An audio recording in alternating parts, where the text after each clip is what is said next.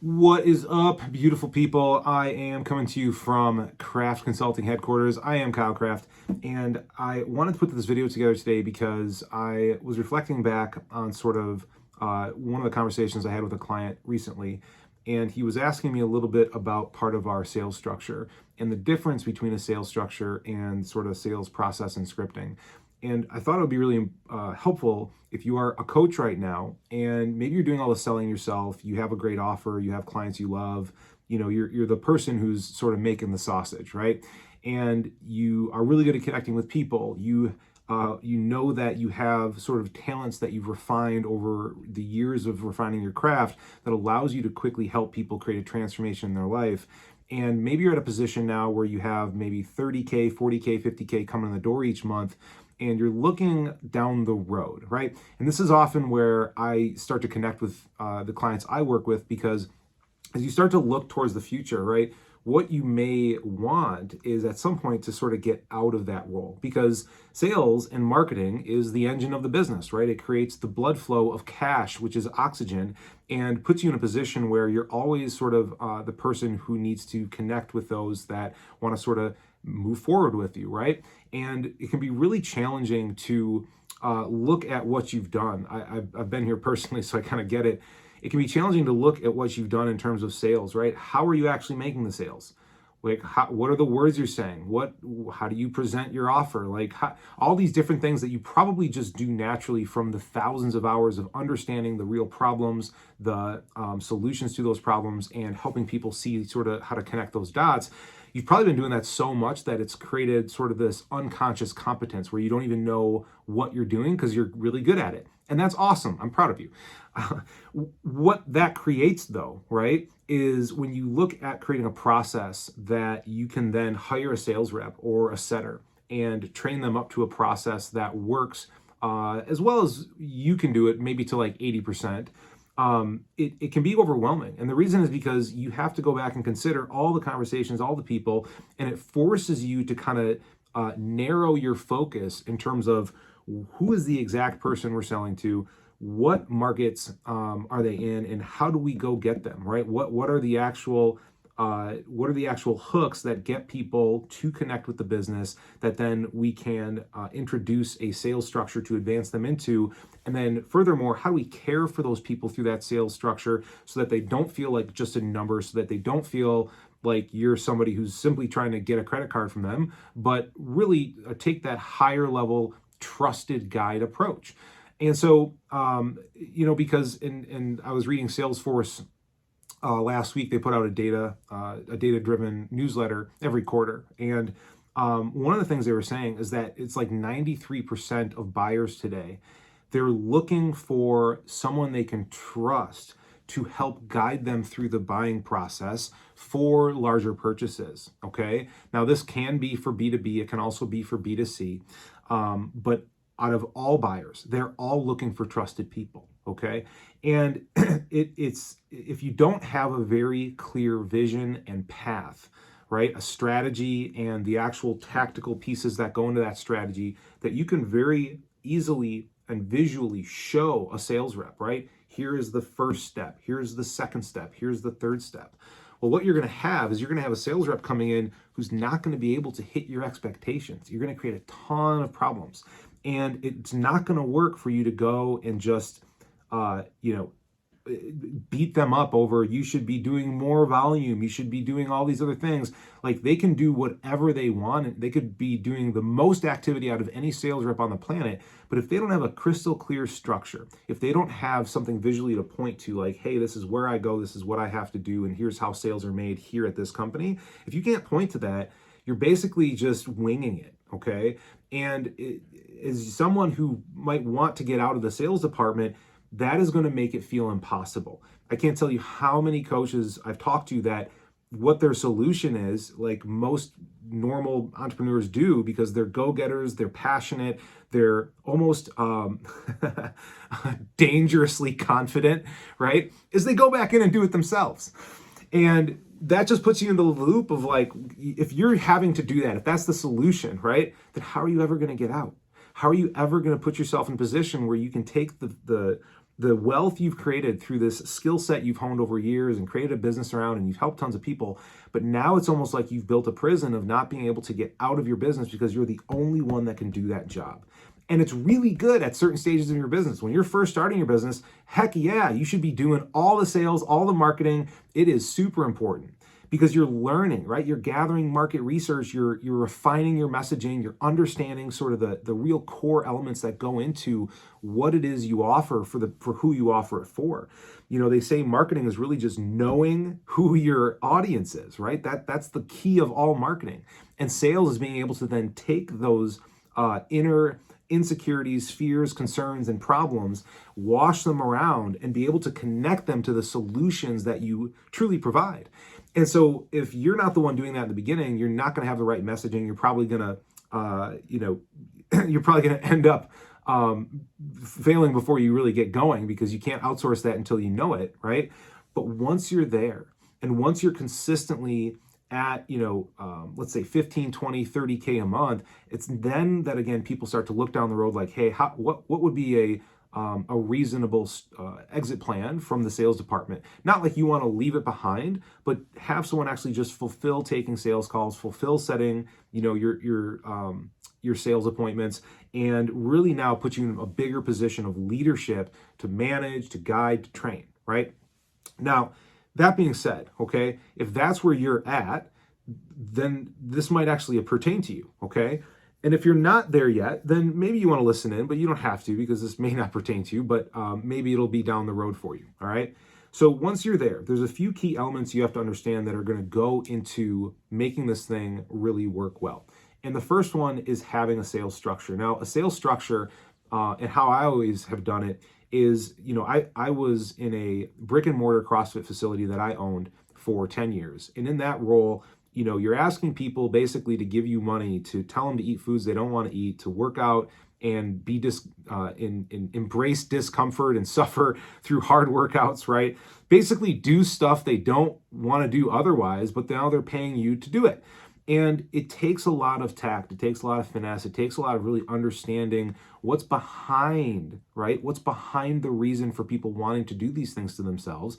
I mean, we all know exercise is good for you, and so is proper nutrition. It creates a healthier, longer life, etc. Allows you to be mobile, and maybe, God forbid, prevents you from going into a home where, you have years in your life, but no life in your years. But that aside, we have to understand what's behind it for people in that moment, okay?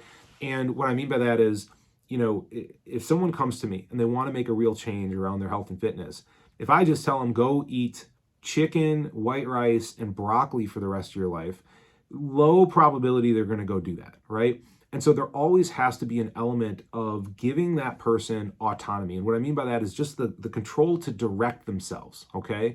And as a guide, what I found is I always struggled when I first started. I always struggled because I would just give people the stuff to do. Here, go do these workouts, go eat these things, right? Go do this specific activity. And I know over the course of this amount of time, you're going to get to your goal. But they wouldn't do it, right? I mean, some people would. They would just up and run with it. And those people were really easy and great clients. But for me to truly create success, meaning no matter who came in, if they were committed to solve the problem, right? Can I help them?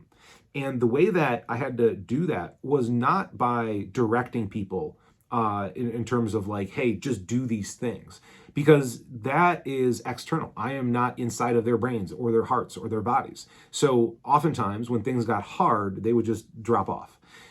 What I found worked really well was guiding people based on their own interests, their own values, and helping them understand what the true options are at every stage of their journey as they stepping stone towards their goals, right?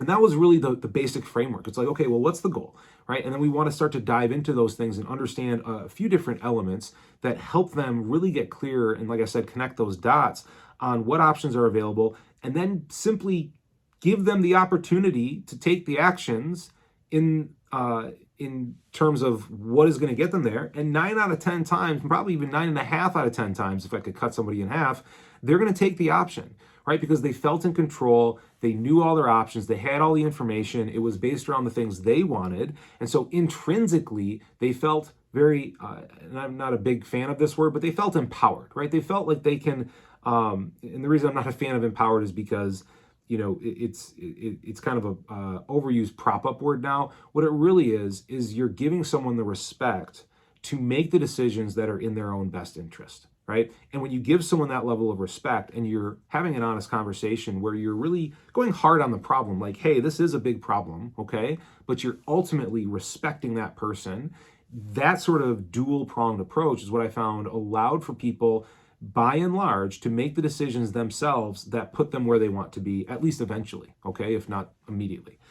So, after 10 years of that, what I came away with is the first part of any sort of consistent sales process has to involve a similar structure, right? Because when I first got into selling in my business, I used a lot of old school tactics. I had bought some of the biggest names in the industry's programs, and it was a lot of fast talking, a lot of tactical say this when they say this type stuff. And it never really felt good for me. I kind of get a frog in my throat when I'm trying to say someone else's words, right? Because I'm not that person. And so it didn't land very well for people. And so what I was able to do is figure out, okay, if I'm truly going to help somebody make a change, right, in the gym, that probably should start before the sale. And so all the things that I learned about helping people navigate making choices on fitness and nutrition, I took those lessons and I brought them before the point of sale, and I structured them into a sales, I turned those sequences into a sales structure. And the sales structure is designed around the way humans make change decisions. And change decisions are everything, right? It's like, well, what do you want for dinner? Well, last night we had tacos, tonight we're having chicken. We changed something, right? Why don't you want tacos anymore? Like, at the root of any decision, there's always 4 elements that you need to understand for that person to be able to make a decision, okay? And it's very simple. First one is, like, what can we clearly identify the problem? Like, without clearly identifying a problem, what are we talking about? What are we supposed to change, right? The second thing is going to be, what is the tangible thing needed for them to solve the problem, okay? The third thing is going to be, when you have that tangible thing, what becomes possible in their life, what I call the promised land. And then finally, God forbid they don't do anything about whatever the problem is that we've ascertained, what happens, right? Like, if things stay the same, which they never do, by the way, what actually happens? And the reason I say that is because if you have a problem and you don't do anything about it, what do we all know is going to happen? It's going to get worse, right? So one of the things that I realized is those 4 elements, what I call the 4 corners of change, or the 4 corners of a sale, without those elements being present before making a change, the clients don't have their own clarity on why they're doing what they're doing, right? That's where, if you're thinking about this in terms of a sales process, without those 4 elements, that's where you get your think about it. That's where you go, I got to talk to my spouse. That's where you get, I got to move some money around, those sorts of things. So getting clear on those 4 things for people really allows you to know that you've done your job as a guide, meaning you've led them to those answers. And now, once they've said them out loud, they're clear for themselves what they want, why they want to make a change, what the problem is that's going to be solved, and what becomes possible in their life, and what happens if they don't. And that's really the key to it, okay? Now, we take that, and that's a structure, okay? And what we want to do is now we want to apply scripts to it, okay? And scripting is nothing more than asking specific questions to get the answers to those 4 corners, all right? The thing is, the market, most coaching markets today have been so oversaturated by the same scripts in the same order, said the same way, that when they hop on sales calls, they're on autopilot. And that's a big problem for you. And I'll tell you why. Because if someone's on autopilot, meaning they're automatically running scripts, okay? So you hop on a call, someone says, hey, we're going to just take you through, see what you've been doing, what are your goals, and then see if you're a good fit. They've heard that a bazillion times before. And so now you're just like everybody else. They aren't going to be open and honest with you because they feel like it's rote. They feel like it's common. They feel like it's not something that they're actually going to get a lot of value out of. It's just sort of a going through the motion type thing. And so you've just got this person, and what they're looking for then is the only information they know to get, which is price. And if that's the only information they're going to get from you, you have just become a commodity, my friend. And so the way out of becoming a commodity, the way out of sort of dissolving into the noise of online space, right, is you have to be able to get people to think. You have to be able to get people to engage, which breaks that sort of automatic responses, okay? And so the way we do that is through the right questions. So if we want to establish a problem with somebody, right, the way I script is we have to first start with a connection, right? Like if I'm not going to just strike up a conversation at the bar with somebody, for example, and dive in and go, hey, what's the biggest problem in your world right now? Like, no, that's not how you start a conversation at a bar. Like, I don't know about you guys, but I've been to a lot of bars and it always starts with, hey, my name's Kyle, right? Like, super simple, okay?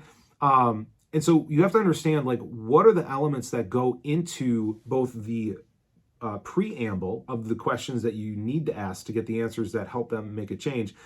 So what is in that preamble? And then what are the actual questions you need to ask to ascertain the information you need? And then beyond that, can you have maybe 2 to 3 ways you can ask those around each of those corners so that you know if someone gives you an answer that doesn't really satisfy what you need, you can ask it again another way without sounding redundant, right? And so that's typically how we look at scripting is, okay, so we have our opener, right? We now have our lead into that first question. We have a couple of different ways to ask that question. We bridge into the next area where we now have 2 to 3 ways to ask that next question. And through that process, we can ascertain the 4 elements, the 4 corners of a sale. And when you have those things, what you've essentially done is you have mimicked what's called the hero's journey. And I'm sure you guys have heard of this. There's been, especially as of late, there's tons and tons of information on how people are they go through life experiencing it as some kind of their own journey, right? The prospect in this case is their own hero. And you now, when if you look at a storyline, typically hero starts with a goal. And what happens is they encounter a problem and then they meet a guide. Well, you now become that guide. And when the guide understands what the external problem is, right? Maybe it's, if we use the fitness example, I have 30 extra pounds on my body, but also the internal problem of, well, it means I have no confidence and I'm low on energy. Well, now we can lay out for them a plan, right? A guide always gives a plan. And the plan is simply your offer, which we present to them in a way that we show them we can solve the exact problems they have, give them the specific thing they need, make what they want become possible, and avoid the tragic ending of not moving forward and continuing to do what they do. And once you do that, now all you have to do is help them remove any sort of barriers in the way of them taking action on the plan that solves their problem. And when you do that with respect, when you do that with care, when you do that with tact and humanization, right? Where you're not interrogating people, you're not just checking boxes like a robot trying to make a sale because all you're in it for is the money. When you do that the right way, what you have is someone who continually learns to trust in your leadership, who is feeling understood because you're listening to the things that they say. And in turn, what they do is they really think about the answers to the questions you ask them. So you have a deeply engaged person who's thinking, who's giving you the truth, and now you can lay out a real plan that solves a real problem for their life. So why am I telling you all this? Because I've sold over 900 clients over the last 4 years in high ticket coaching. And in the last 18 months, we did over $4 million using that exact structure. And if you right now want to be able to sort of have the groundwork laid for you to be able to, at some point, get out of maybe doing all the sales yourself, you probably need something in your business that reflects a consistent process. It doesn't have to be mine, of course. There's a million ways to do sales, okay? I'd be lying if I was saying this is the only way to do it. This is just the way that I find works really well for me because it feels authentic, because I can have conversations with people. I don't have to use high pressure tactics. I don't have to use sleazy sales things, right? It's just a conversation around the very important things that allow someone as their own hero to understand what their real options are based on the problem, based on what they need, based on what it would do for them, and to avoid the tragic ending of not solving this problem. And if we can do that in a way where now we present the offer and it fulfills both solving that external problem where they can lose, let's say, the 30 pounds, but also regain their energy and confidence, that's how you have a very high probability of having a sales structure that works quickly, that allows for you to bring in a sales rep and ramp them up so that they can start executing it on your behalf and get very similar results as you were doing. And it gives you the confidence to know that you can continue to scale revenues and grow your business in terms financially, but also the freedom you have from it because you have a process in place and you can coach to a process versus sort of just winging it and living off expectation. So if this video was helpful for you guys, please just drop a comment or smash the subscribe button. Would love to connect with anyone out there that is looking for any sort of sales support. If you need anything else from me, you can look on my YouTube channel or follow me on Facebook, where I post tips, content, and such around sales every single day. Hope you guys have a great rest of your week. We'll talk soon. Cheers.